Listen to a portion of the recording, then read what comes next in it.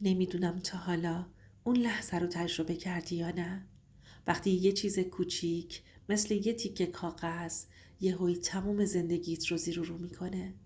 برای من اون تیکه کاغذ یه نامه بود. یه نامه با بوی خاک نم خورده که از توی یه جعبه قدیمی بیرون اومد و زندگیمو نصف کرد. نصف قبل از اون نامه، نصف بعدش. اون روز بعد از 2 سال از فوت مادرم تصمیم گرفتم خونش رو تمیز کنم. یه خونه کوچیک پر از خاطره. هر گوشش یه بوی خاص داشت. وقتی در انبار رو باز کردم یه موج گرد و خاک بلند شد. اون بوی خاص، بوی قدیم. همون لحظه اشکم در اومد. یاد روزی افتادم که مادرم رو خاک کردیم. صدای بیل روی خاک هنوز توی گوشمه. باورم نمیشد 2 سال گذشته باشه. جعبه های قدیمی رو یکی یکی باز می کردم. بیشترش لباس و کتاب بود. اما یه جعبه کوچیک گوشه قفسه بالا بود. قهوه‌ای رنگ با قفل شکسته. وقتی برداشتمش حس کردم سنگینه. درش رو که باز کردم یه نامه توش بود تا خورده. با خطی که هیچ وقت یادم نمیره. خط مادرم. روی پاکت نوشته بود برای نیلوفر، فقط وقتی ازدواج کردی. دلم ریخت پایین.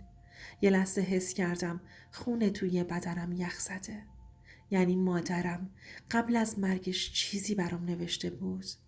چرا نوشته فقط وقتی ازدواج کردی؟ مگه چی توش بوده که نباید زودتر میفهمیدم؟ اون لحظه یه چیزی بین ترس و کنجکاوی گرفتم. دستم میلرزید. یکم با خودم کلنجار رفتم. گفتم شاید نباید بخونمش.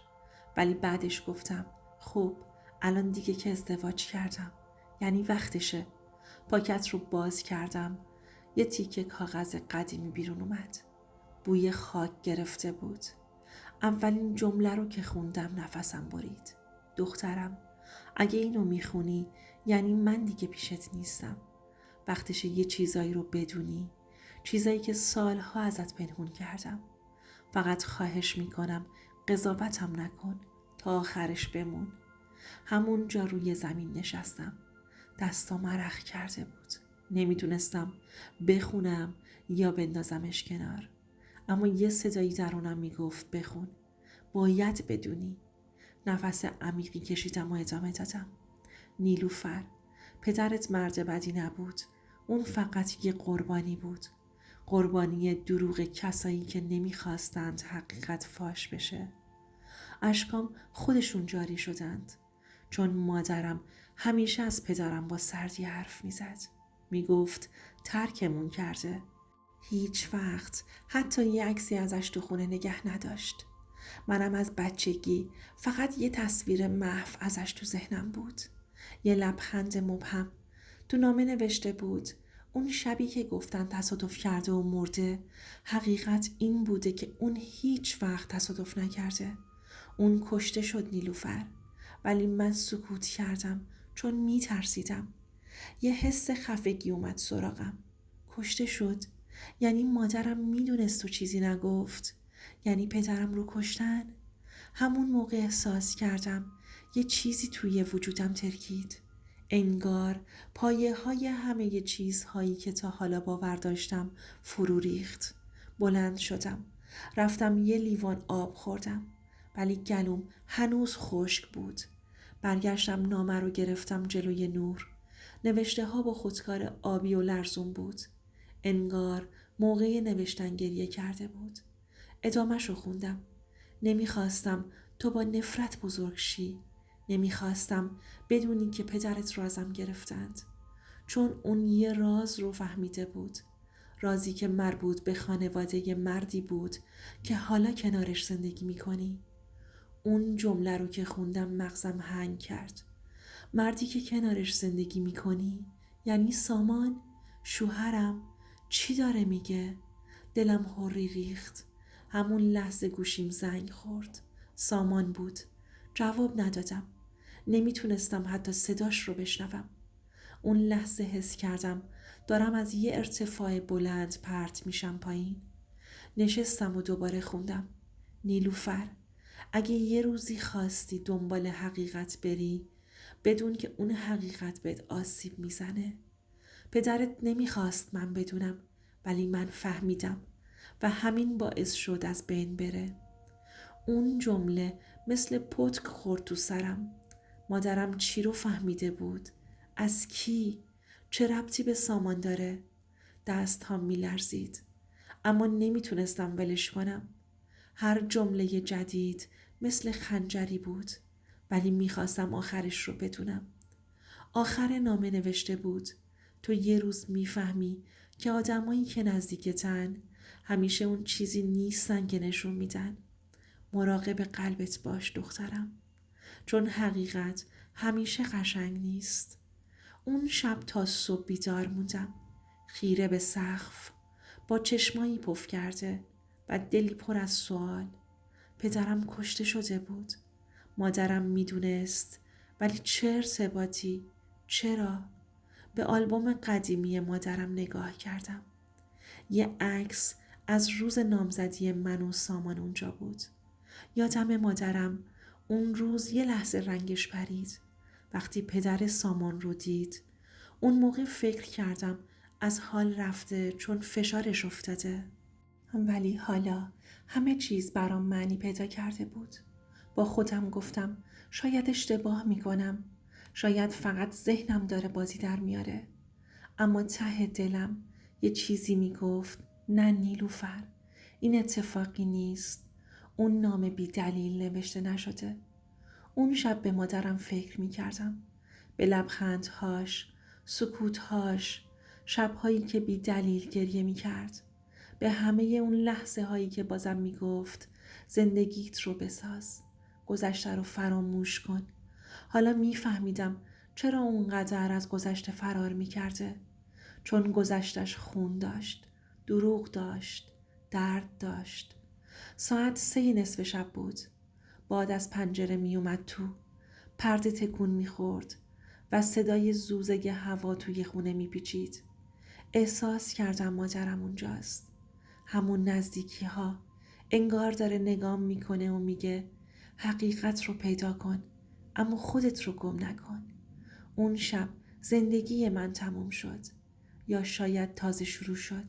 بعد از خوندن نامه انگار دنیا رو از دست دادم.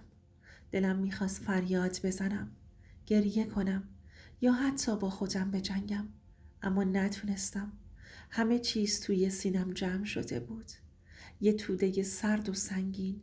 هیچی نمیتونست آرومم کنه، حتی صدای بارون که از پنجره میومد. همون روز تصمیم گرفتم یه چیزی رو کشف کنم، یه چیز واقعی، یه حقیقت ملموس. مادرم یه راز بزرگ داشت و من باید بدونم. با خودم گفتم نیلوفر، دیگه وقتش رسیده، ترس رو بذار کنار.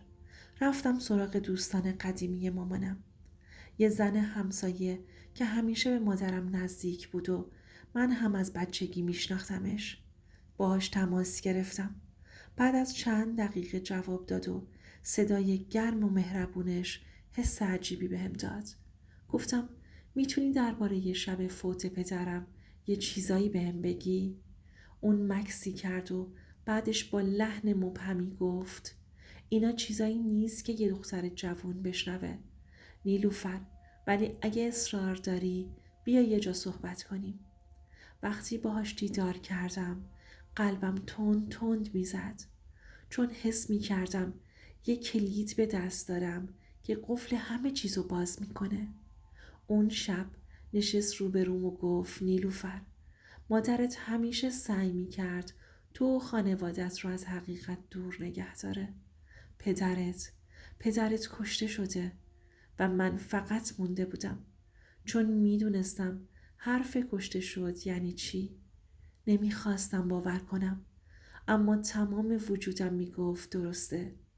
گفت اون شب یه تصادف ساختگی نبود، یه تصادف برنامه ریزی شده بود. کسی نمیخواست پدرت زندگی کنه. احساس کردم سرم سبک شده ولی همزمان سنگینی دنیا روی دوشمه. میخواستم بپرسم کی؟ چرا؟ اما هیچ صدایی از دهنم در نیومد. زبونم بند اومده بود. ادامه داد: کسی که باعثش شد هنوز نزدیکه.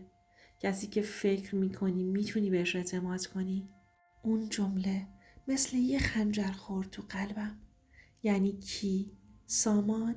شوهرم؟ یا یه آدم دیگه؟ دست هم شروع کرد به لرزیدن و با خودم فکر کردم نه شاید اشتباه میکنه. اما یه صدای داخلی بهم میگفت اشتباه نمیکنه نیلوفر، اشتباه نمیکنه. وقتی به خودم برگشتم باز هم نتونستم آرامش داشته باشم. رفتم کشوی قدیمی مادرم رو باز کردم. یه دفترچه پیدا کردم. خطش مثل همیشه لرزون بود. انگار وقتی می نوشت گریه می کرد. اسم یه مرد اونجا نوشته شده بود. بهمن رادفر. چشمم از تعجب گرد شد. اون اسم پدر سامان بود. یه حسی بهم گفت نیلوفر، یه چیزی اینجا هست که نمیخوای بفهمی اما مجبور میشی. اون شب ساعتها با خودم حرف زدم. به آینه نگاه کردم و گفتم نیلوفر، اگه میخوای زنده بمونی باید بفهمی چی گذشته. و اولین قدم رو برداشتم. روز بعد به اداره ثبت اسناد رفتم. از یه آشنا کمک گرفتم تا گزارش تصادف پدرم رو پیدا کنم. وقتی گزارش رو دیدم قلبم یخ کرد. ماشینی که پدرم رو زیر گرفته بود پلاکش به اسم بهمن رادفر ثبت شده بود. تمام سلولهای بدنم فریاد میزد. یعنی من با پسر قاتل پدرم ازدواج کرده بودم. یعنی تمام لبخندها، تمام شبهای آروم فقط یه پرده برای یه حقیقت تاریک بوده. اون روز نمیتونستم هیچ کاری کنم. فقط نشستم روی مبل و زانوهامو بغل کردم. تصمیم گرفتم یه چیزی رو بفهمم. چرا مادرم سکوت کرد؟ چرا این رازو به من نگفت؟ شب که سامان از سر کار برگشت نگاهش عادی بود. مثل همیشه لبخند زد و گفت روز خوبی داشتی؟ اما من نگاش نکردم. فقط فکر می کردم تو چقدر تو این داستان نقش داری؟ تا صبح نخوابیدم. نامه مادرم رو دوباره خوندم. هر خطش، هر کلمش مثل یه قطعه پازل بود. یه حقیقت بزرگ داشت. به آرومی خودش رو نشون میداد و من فقط میتونستم آماده باشم برای لحظه‌ای که همه چیز رو بفهمم. اون شب وقتی بارون روی شیشه ها میخورد یه حس عجیبی بهم دست داد. مادرم انگار داشت با من حرف میزد. یه حس گرما و درد همزمان. انگار میگفت حقیقت تلخ نیلوفر، ولی باید بدونیش. صبح که بیدار شدن تصمیم گرفتم یه چیزو ثابت کنم. دیگه نمیتونستم سکوت کنم. نمیتونستم دروغ ها و پنهانکاری ها رو تحمل کنم. شروع کردم به جمع کردن مدارک. صحبت با آدم هایی که میتونستند حقیقت رو بهم بگن. آماده شدم برای لحظه‌ای که همه چیز رو به سامان نشون بدم. اون چند روز بعد از کشف راز انگار دنیا روی سرم خراب شد. هر چیزی که تا حالا بهش اعتماد داشتم مثل یه قله شیشه‌ای ترک برداشت. نه تنها گذشته مادرم و پدرم پر از دروغ بود، بلکه یه چیزی بهم میگفت که سامان هم بخشی از این معماست. صبح‌ها که چشم باز می‌کردم قلبم تو سینم می‌تپید. انگار آماده یه اتفاق غیر منتظره بودم. یه حسی بهم میگفت نیلوفر، باید حقیقت رو کامل بدونی. با یه نامه نمیتونی فقط کنار بیای. اون روز تصمیم گرفتم توی یه تلفن سامان تحقیق کنم. میدونستم کار درستی نیست، ولی حس میکردم اگر نکنم همیشه حسرتش رو میخورم. با یه بهانه ساده گوشی رو برداشتم. چتهاش رو که نگاه کردم قلبم یخ زد. چند پیام بین سامان و یه نفر بود که اسمش رو عمو نوشته بود. نیلوفر هنوز چیزی نمیدونه. نگران نباش. اون جمله همون جرقه ترس و وحشت بود. حس کردم زمین از زیر پام خالی شده. شب هم که سامان اومد خونه تلاش کردم عادی باشم. ولی قلبم تند تند میزد. یه مکالمه کوتاه با لبخند اجباری انجام دادم. ولی ذهنم پر از سوال بود. چرا؟ کی؟ چه کسی؟ و چرا من تا حالا چیزی نمیدونستم؟ تصمیم گرفتم با مادر دوست نزدیکم، همون زنی که چند روز پیش حرف زده بودم، دوباره ملاقات کنم. نشستیم توی یه کافه خلوت. قهوه داغ توی دستم بود. ولی اصلا دلم گرم نبود. اون زن با صدای لرزون گفت نیلوفر، بعضی چیزها خیلی سختن. بعضی دروغ‌ها ساخته شدن برای محافظت. ولی بعضی‌ها فقط آدمو نابود می‌کنند. با تعجب پرسیدم منظورت چیه؟ با یه آه عمیق جواب داد تو فقط یه روزی میفهمی که بعضی آدم‌هایی که دوست داری مثل نقاب هستند و بعضی نقاب‌ها تا آخر عمرت همراهت میمونن. اون لحظه فهمیدم چیزی که احساس میکردم درست بود. سامان، آدمی که عاشقش بودم، قسمتی از یه حقیقت تاریک بود، اما نمیدونستم چقدر عمیق. شب وقتی تنها بودم دوباره نامه مادرم رو باز کردم. هر خطش مثل یه پتک بود که روی قلبم میخورد. اون نوشته بود نیلوفر، همیشه به عشق ایمان داشته باش، اما یادت باشه که عشق همیشه پاک نیست. بعضی وقتها یه دروغ شیرین رو میپوشونه. گریم بند نمی اومد. به عکس مادرم نگاه کردم. به عکس خودم و سامان. همه چیز به هم ریخته بود. عشق، خانواده، اعتماد. همه چیز یه پرده نازک بودند که با یه کشیدن دست پاره می شد. صبح روز بعد تصمیم گرفتم با سامان روبرو بشم. یه مکالمه مستقیم بدون هیچ بهونه‌ای. ولی وقتی روبرو شدم باهاش چیزی تو نگاهش دیدم که همه شجاعتم رو گرفت. ترس پشیمونی و یه حس گناه عجیب. یه چیز بهم گفت نیلوفر، اگه شروع کنی دیگه برگشتی وجود نداره. و من شروع کردم. با صدای آروم اما پر از قدرت گفتم سامان، یه چیزایی هست که باید بهم بگی. همه چیز رو. چشماش پر از اشک شد و من فهمیدم گاهی حقیقت اونقدر بزرگه که حتی آدمای نزدیکت هم نمیتونن راحت باهاش روبرو بشن. اما من آماده بودم، چون یه چیزی در وجودم میگفت نیلوفر، هیچ دروغی نباید بین تو و حقیقت باشه. اون شب تا صبح حرف زدیم. حقایق تاریک، دروغ‌های کوچیک، سکوت‌های طولانی، همه رو یکی یکی بیرون ریخت و من فهمیدم بعضی عشق‌ها به ظاهر پاکن اما پر از راز و درد هستند. سامان نشست روبروم. وقتی نشست نفس عمیقی کشیدم و گفتم سامان، میخوای بدونی من چی رو فهمیدم؟ چشماش گرد شده بود. من فهمیدم اون هم میدونست که بالاخره حقیقت لو میره. با صدای آروم اما پرقدرت ادامه دادم. پدر تو، بهمن رادفر، باعث مرگ پدر من شد. اون سکوت کرد.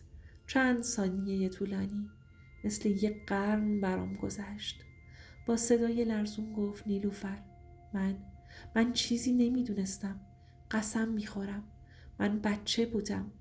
ولی من حرفش رو باور نکردم. چون توی قلبم یه چیزی میگفت نیلوفر، این تازه شروعشه. فهمیدم که گذشته فقط یه دروغ نیست، بلکه یه زنجیره از دروغ هاست. سکوت ها و پنهانکاری هاست. بعد از اون تصمیم گرفتم بیشتر تحقیق کنم. اون شب تا صبح نخوابیدم. ناخواسته شماره مادرم رو که هنوز توی گوشیم بود رو گرفتم. مثل دیوونه ها منتظر جواب بودم. ولی فقط سکوت بود. یعنی حتی مادرم هم نمیخواست حقیقت کامل برام روشن بشه. حس کردم همه دارن یه پرده بزرگ بالای سرم نگه میدارن. دوباره نامه مادرم رو خوندم. هر خطش، هر کلمش یه چراغ کوچیک توی تاریکی بود. نیلوفر، حقیقت همیشه دردناک نیست، ولی بعضی وقتها قلبتو میشکنه. صبح یه تصمیم گرفتم. دیگه نمیتونستم دروغ‌ها رو تحمل کنم. باید با سامان، با پدر شوهرم، با همه ی حقیقت روبرو میشدم. و اون لحظه فهمیدم زندگی هیچ وقت مثل قبل نمیشه. اما حداقل میتونستم انتخاب کنم که با حقیقت زندگی کنم یا با دروغ ادامه بدم. بعد از فهمیدن حقیقت قلبم بین دو راهی بود. یکی مسیر نفرت و انتقام، یکی مسیر بخشش و آرامش. هر روز با خودم کلنجار میرفتم. نیلوفر، اگر انتقام بگیری چی میخوای به دست بیاری؟ و اگه ببخشی چی رو از دست میدی؟ اون روز صبح هوا سرد بود. بارون میبارید. رفتم سر قبر پدرم و مادرم. دستم روی سنگ قبر گذاشتم و با خودم حرف زدم. مامان، بابا، نمیخوام با نفرت زندگی کنم، ولی نمیدونم چطور میتونم فراموش کنم. وقتی برگشتم خونه، سامان هنوز اونجا بود. چند دقیقه کنارم نشست، اما هیچ کلمه‌ای نگفت. چشماش پر از حس پشیمونی بود. میدونستم اگه حرف بزنم زندگیم دیگه مثل قبل نمیشه. ولی میخواستم حقیقت رو بدونم، حتی اگه درد داشته باشه. نشستم روبروش و گفتم سامان، میخوام بدونم واقعا چی گذشت؟ چرا هیچ وقت هیچی نگفتی؟ چشماش پر از اشک شد. گفت نیلوفر، من بچه بودم. نمیدونستم پدرم چی کار کرده. وقتی عاشقت شدم نمیدونستم چی بگم. نمیخواستم تو رو از دست بدم. اون لحظه فهمیدم بعضی آدم‌ها حتی وقتی میخوان درست کار کنن از ترس گذشتشون اشتباه میکنن. میتونستم عصبانی بشم، فریاد بکشم یا همه چیز رو خراب کنم. اما به خودم گفتم نیلوفر، قلب بزرگی داشته باش. بخشش قوی ترین انتقامه. چند هفته بعد دوباره نامه مادرم رو خوندم. آخرش نوشته بود اگه روزی فهمیدی چه کسی باعث مرگ پدرت شد، بدون که انتقام آرومت نمیکنه. این بخششه که نجاتت میده. اون جمله رو بارها و بارها تکرار کردم و بالاخره تونستم یه تصمیم درست بگیرم. سامان رو ترک نکردم، ولی رابطمون تغییر کرد. دیگه وابسته نبودم. دیگه اجازه ندادم نفرت و گذشته روی زندگیم سایه بندازه. فهمیدم زندگی یعنی انتخاب. انتخاب بین نفرت و آرامش، بین دروغ و حقیقت، بین انتقام و بخشش. و من انتخاب کردم ببخشم و آزاد شم. چند ماه بعد از اون روزهای تاریک بالاخره حس کردم میتونم نفس بکشم. اما هنوز شبها وقتی تنها بودم صدای قلبم میومد. فکرای گذشته نمیذاشت آروم باشم. یه روز نشستم کنار میز کارم. نامه مادرم رو دوباره خوندم و انگار یه چیزی توی کلماتش مثل یه فانوس روشن دلم رو گرم کرد. اگه روزی فهمیدی چه کسی باعث مرگ پدرت شد بدون که انتقام آرومت نمیکنه، این بخششه که نجاتت میده. اون جمله رو بارها تکرار کردم. بارها اشک ریختم، ولی فهمیدم معنی زندگی واقعی همینه. با حقیقت روبرو شدن، درد کشیدن و بعد آزاد شدن. و فهمیدم بعضی زخما هرگز کاملا خوب نمیشن، اما میشه باهاشون زندگی کرد و قوی شد. وقتی سامان رو هر روز میدیدم دیگه ازش متنفر نبودم، چون فهمیدم بخشش قوی ترین انتقامه و زندگی من دیگه با نفرت و درد کنترل نمیشه. فقط با سامان به توافق رسیدم که رفت و آمدم رو به منزل پدرش قطع کنم، که اونم با توجه به شرایطم قبول کرد و به زندگیمون یه مسیر جدید دادیم بدون حضور قاتل پدرم. گاهی آدم‌ها سالها با دروغ زندگی می کنند فقط چون از حقیقت می ترسند. اما حقیقت حتی اگه تلخ باشه نجات دهنده است. گاهی هم آدم‌هایی که دوستشون داری نمیخوان تو حقیقت رو بدونی. فقط تو حق داری بدونی. تو حق داری زندگیت رو با حقیقت بسازی و نفرتت رو کنار بذاری. دوستان عزیزم، اگه تا آخر این داستان همراه هم بودید واقعا ازتون ممنونم. ازت میخوام این ویدیو رو لایک کنی و سابسکرایب کنی و زنگوله رو هم بزنی، چون تو هم میتونی کمک کنی صداهایی که هنوز شنیده نشدند و دارن توی سکوت گریه میکنند شنیده بشند. پس لایک کن، سابسکرایب کن تا هیچ داستانی توی تاریکی دفن نشه.